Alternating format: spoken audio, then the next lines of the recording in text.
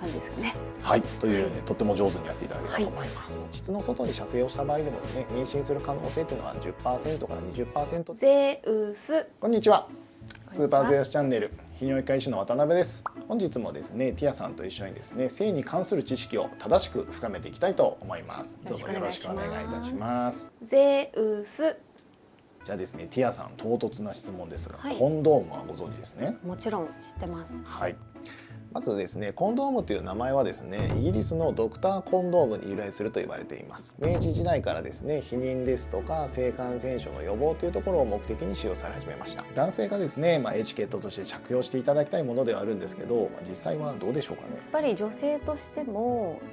マナーというか、男性にはちゃんとつけていただきたいなと思います。で、女性が用意するっていうのでも私はいいと思います。コンドームの着用率はですね、年代にもよるんですが、一般的にだいたい70から 80% と言われます。コンドームを適切に使用することで避妊する確率ですねに関しては 98% まで高められるというんですけども、やっぱりなかなか不適切な使用も多かったりするので、一般的にはだいたい 85% 程度に過ぎないというデータもございます。同様にですね、粘膜接触で伝播するような性感染症のリスクっていうところも完全には抑えられませんので、誤った装着をしないようにと、あとはコンドームの破損ですね、壊れてしまったり破れてしまったり、あとは脱落をするような懸念があることもとても重要だと思ってください。いろいろお聞きしてコンドームの重要性がよく分かりました。でもお互いのためなのになんでコンドームしないんでしょうか。コンドームを装着しない理由としては、やはり快感が損なわれてしまうとかですね、あとやっぱり雰囲気を壊してしまうなんていうこともあるかと思うんですが、あとは安全な日だからというふうに思ってしまうこともよくあるようなんですね。ただですね、その膣の外に射精をした場合でもですね、妊娠する可能性っていうのは 10% から 20% 程度あると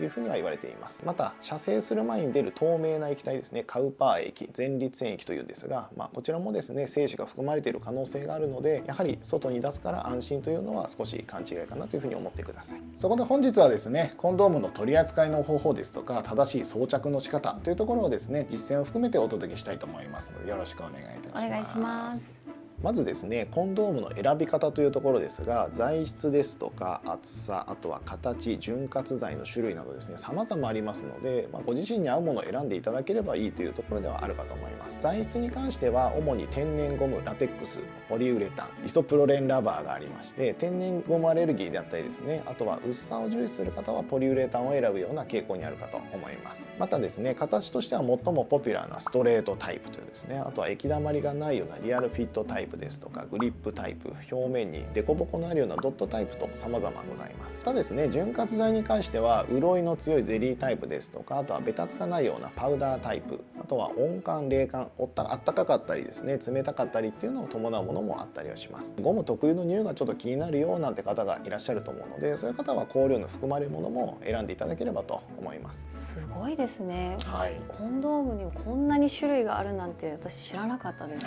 他にも注意する点ってありますか、先生。コンドームの使用期限がだいたい製造から5年間、あとは直射日光が当たらないようなですね、湿気のないような場所で保管していただくのが望ましいというふうには言われています。またベビーオイルですとか、あとはハンドクリームですね、こういったものはコンドーム、ラテックスですね、それが劣化するような恐れがあったりはしますので、そのあたりは使わないように気をつけていただくのと、あとは1回の成功につき必ず1個だけ、1回使って何か破損等あった場合はすぐもう破棄して次のものを使っていただくようなところが注意点としては大事かと思います。ゼウス。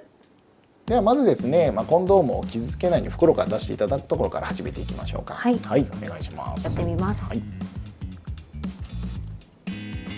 もう普通に傷つけないように。そうですね。開けて、で表裏を確認いただけたら、そうですね。そうですね。はい、そうするとじゃあそこの先の液だまりを押さえていただいて、でそれをじゃあ模型の方に当てていただきながらですね。はい、でここから本来皮膚があるので、それを下に引っ張りながらパンと張ったような状況にしつつ、陰毛を巻き込まないように下までぐーっとですね、根元まで最後まで下ろしていただくと。はい。はい。